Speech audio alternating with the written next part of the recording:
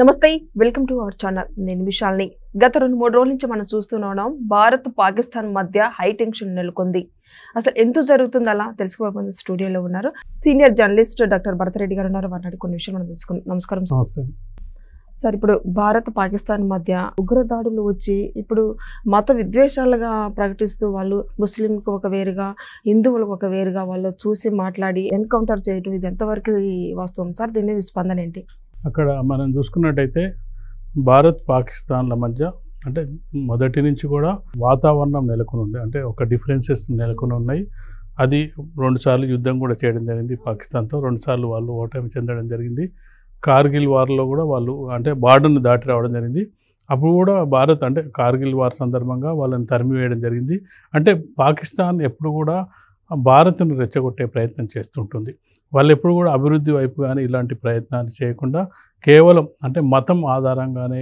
ఇస్లాం మతం ఆధారంగానే అంటే జనరల్గా ప్రభుత్వాలు టెర్రరిస్టాన్ని అణిచివేసే ప్రయత్నం చేస్తుంటారు తీవ్రవాదుల్ని అణిచివేసే ప్రయత్నం చేస్తుంటారు తీవ్రవాదం లేకుండా ఉంటే దేశం బాగుపడుతుంది దేశంలో ఎలాంటి గొడవలు జరగకుండా అభివృద్ధి జరుగుతుందని చెప్తుంటారు కానీ పాకిస్తాన్ మనం చూసుకున్నట్లయితే అసలు టెర్రరిస్టులను తయారు చేసే దేశంగానే పాకిస్తాన్ ఉంది ఐఎస్ఐ తీవ్రవాదులు మన భారతదేశంలో కాకుండా చాలా దేశాల్లో విస్తరించి ఉన్న సందర్భంగా అక్కడ మన పిఓకోని కేంద్రంగా చేసుకొని అక్కడి నుంచి కార్యక్రమాలు నిర్వహిస్తున్న సందర్భంగా వాళ్ళకు అభివృద్ధి కంటే కూడా మత విద్వేషాలను రెచ్చగొడుతూ అంటే భారతదేశం మీద వాళ్ళకు సహజంగానే అంటే కోపం ఉంటుంది అన్నట్టు ఆ కోపాన్ని ప్రదర్శించే ప్రయత్నంలో కాశ్మీర్ అంశాన్ని ప్రతిసారి లేవనెత్తుతూ ఉంటారు కాశ్మీరు అనేది ఏంటంటే భారతదేశంలో అంతర్భాగం అని చెప్పి గుర్తించినప్పటికీ వాళ్ళు గుర్తించట్లేదు దాన్ని ఆక్యుపైడ్ భారతదేశం కాశ్మీర్ను ఆక్రమించుకుంది అంటే కాశ్మీర్కున్న విశిష్టత ఏంటంటే కాశ్మీరులో హిందువులు ప్రజలు తక్కువ మైనారిటీ ఉంటారు ముస్లిమ్స్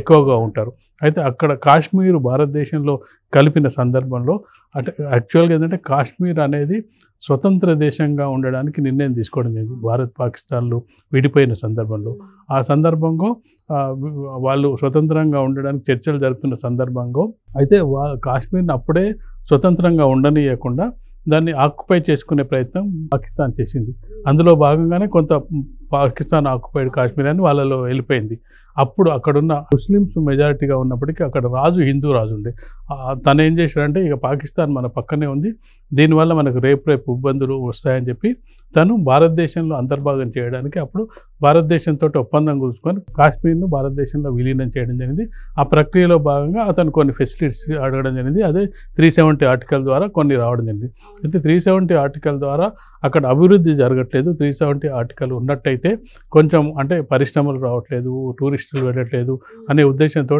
ఎందుకంటే అక్కడ కొన్ని ఫెసిలిటీస్ ఉన్నాయి అక్కడ భూమి ఎవరు కాశ్మీరీలు తప్ప ఎవరు కొనడానికి అమ్మడానికి వీల్లేదు ఆ తీవ్రవాదులు అంటే పాకిస్తాన్ పిఓకే పక్కనే ఉండడంతో అక్కడి నుంచి తీవ్రవాదుల్ని పంపించి అక్కడ అల్లజడి సృష్టించడం దాంతో అక్కడ కాశ్మీర్లో పండిట్లు ఉంటారు అంటే కాశ్మీర్ వాళ్ళను తరిమేయడం వాళ్ళు వచ్చి ఢిల్లీ వాళ్ళ వీధుల్లో వాళ్ళు జీవనం కొనసాగించడం ఇలాంటి పరిస్థితుల్లో కాశ్మీర్ను పూర్తిగా అంతర్భాగంగా భారత్ గుర్తించాలి భారత్లోనే వాళ్ళు కూడా పౌరులుగా ఉండే వాళ్ళకు ప్రత్యేక సదుపాయాలు ఉన్నప్పటికీ వాళ్ళకేం ఇండస్ట్రీస్ కానీ లేదంటే టూరిజం కూడా డెవలప్ అవ్వట్లేదని చెప్పి 370 ఆర్టికల్ ఎత్తేయడానికి బీజేపీ మొదటి కూడా మేనిఫెస్టోలో పెట్టుకుంది సరే అది కొంత వివాదం ఉంది కొంత డిఫరెన్స్ ఒపీనియన్ ఉన్నప్పటికీ దాదాపు 5 ఏళ్ల క్రితం దాన్ని ఎత్తివేయడం జరిగింది అప్పటి నుంచి వాళ్ళకి ఏ ఇష్యూ లేనప్పుడు ఖచ్చితంగా కాశ్మీర్ ఇష్యూని లేవనెత్తుతూ ఉంటారు అది దొరకనప్పుడు ఏం చేస్తుంటే తీవ్రవాదుల్ని పంపిస్తున్నాడు చాలాసార్లు దాడులు జరిగింది పార్లమెంట్ మీద దాడి బాంబే అటాక్స్ ఇవన్నీ కూడా చేయడం జరిగింది పుల్వామా దాడులు చేయడం జరిగింది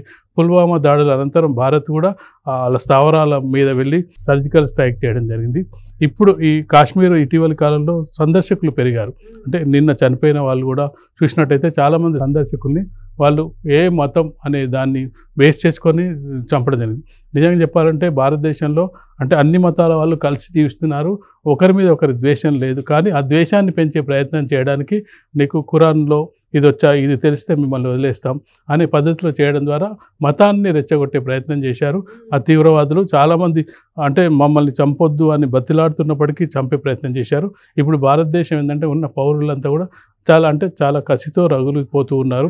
ప్రభుత్వం వెంటనే చర్యలు తీసుకోవాలి, ప్రభుత్వం సర్జికల్ స్ట్రైక్ చేయాలి. యుద్ధం ప్రకటించడం అంటే చాలా ఆషామాషి. అంటే విదేశాంగ విధానం అనేది చాలా కీలకంగా ఉంటుంది. ఎందుకంటే ఐక్యరాజ్య సమితి అనుగుణంగా చేయాలి, కొన్ని ఒప్పందాలు ఉంటాయి. కాకపోతే ప్రజల భావోద్వేగాల్ని, ప్రజల కసిని, కోపాన్ని చూసి ప్రభుత్వం కూడా కొన్ని చర్యలు తీసుకుంటుంది. అందులో భాగంగా కొన్ని ఒప్పందాలను కూడా రద్దు చేయడం జరిగింది. అంటే సింధు నదికి సంబంధించిన ఒప్పందాన్ని అసలు పాకిస్తాన్ ప్రజలు వాటర్ను సోర్స్ మన దగ్గర ఈ సింధు నది నుంచి ప్రవాహంతో వాళ్ళకు తాగునీటి ఉంది. అలాంటి ఒప్పందాలు ఏషియన్ కంట్రీస్తో చూసుకున్నట్టయితే వీసా లేకుండా 7 మన ఏషియన్ కంట్రీస్తో తిరగవచ్చు. ఇలాంటి అంటే కొన్ని చర్యలు తీసుకోవడం ద్వారా వాళ్ళకు ఒక హెచ్చరిక జారీ చేయడం జరిగింది. అయినప్పటికీ వాళ్ళు మారినట్టుగా కనపడట్లేదు. వాళ్ళు యుద్ధానికి సిద్ధమవుతున్నట్టుగా కనిపిస్తుంది. కానీ వాళ్ళది ఒకటే ఏంటంటే రెచ్చగొట్టాలి ఏదో విధంగా. పాకిస్తాను ఆర్థికంగా చాలా వెనుకబడి ఉంది, వాళ్ళకి చాలా ఇబ్బందులు ఉన్నాయి. ఆ ఇబ్బందుల్ని ప్రజల నుంచి డైవర్ట్ చేయాలంటే అక్కడ ఎప్పుడు కూడా ప్రజాస్వామ్యయుతంగా ఎన్నికలు జరిగినా లేదు. ఒకవేళ ఎన్నికలు జరిగినా గెలిచిన వాళ్ళను ప్రతిసారి కూడా 5 ఏళ్ళు ఉండనియాలి. మనం చూసుకుంటే మాజీ అధ్యక్షులందరూ కూడా ఏదో టైంలో మధ్యలో దిగి తర్వాత జైల్లోకి పోయిన సందర్భాలే ఉన్నాయి. ఇమ్రాన్ ఖాన్ కానీ మిగతా షరీఫ్ కానీ అందరూ కూడా వాళ్ళు ఎన్నిక అవుతారు. ఎన్నికైన తర్వాత ఎన్ని రోజులు ఉంటారు, తర్వాత జైలుకి వెళ్తారు.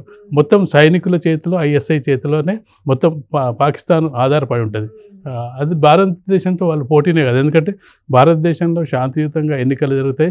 ఎన్నికలు జరిగిన వెంటనే ఏ పార్టీ ఎక్కువ సీట్లు వస్తే ఆ పార్టీ ప్రశాంతంగా రాజీనామా చేస్తుంది, కొత్త ప్రభుత్వం ఏర్పడుతుంది. ఈవెన్ అమెరికాలో గతంలో చూసుకున్నట్టే ట్రంప్ ఎన్నిక సందర్భంగా అసలు నేను దిగిపోనని చెప్పి నానా హంగామా చేసిన సందర్భం ఉంటుంది. మన భారతదేశంలో అలా ఉండదు.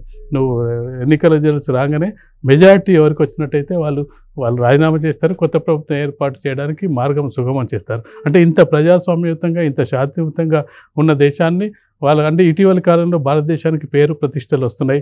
అమెరికా కూడా సమానమైన హోదా, చైనా సమానమైన హోదా ఉన్న సందర్భంలో ఎలాగోలా డిస్టర్బ్ చేయాలనే ఉద్దేశంతో పాకిస్తాన్ ఈ కుయుక్తులు చేస్తుంది. కాబట్టి ఖచ్చితంగా ఇప్పుడు భారతదేశం రియాక్ట్ అవుతుంది.